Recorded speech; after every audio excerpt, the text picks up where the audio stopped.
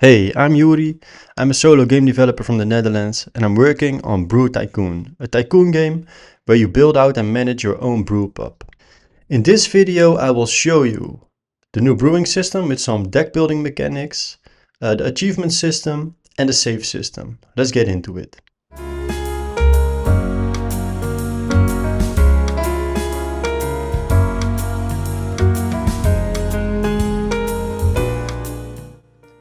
So to open the brewing system you click on a kettle.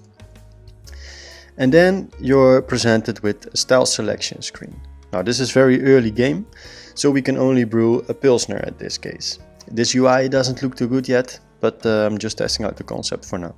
So let's click a Pilsner, let's pick the German one. And on the right side you'll see some weird values that need some explanation probably. I'll get there. But these are the ranges that you need to match with the ingredients, which you'll pick in the next step.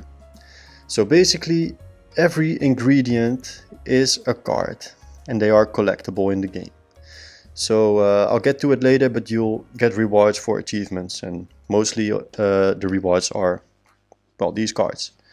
So what you need to do in this interface is brew your actual beer with your available ingredients. So because this is early game, there's not too much available yet and we can't mess it up.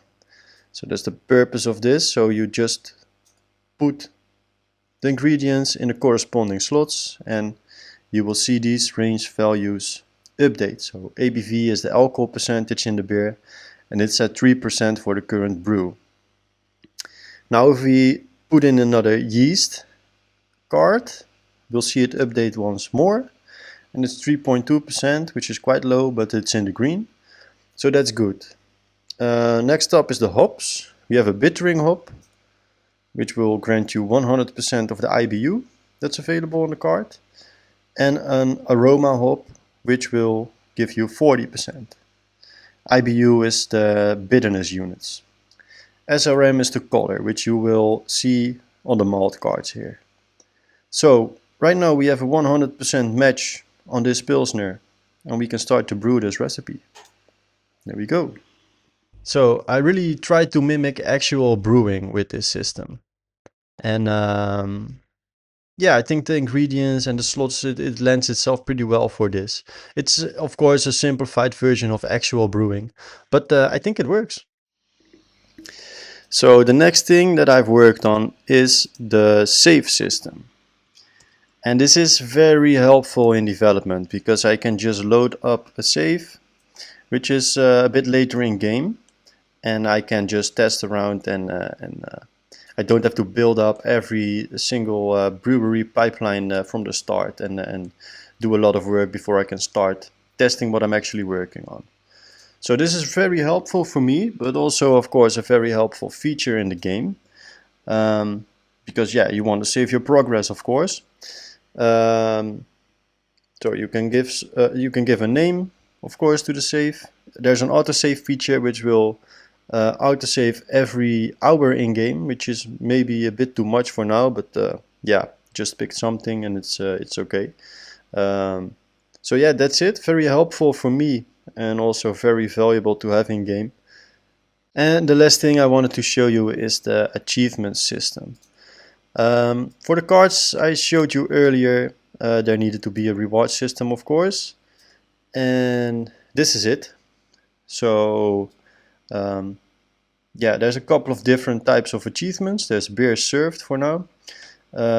There's also profit made, and there's also guests that visited the bar, and there's also achievements for different beers that you have on tap.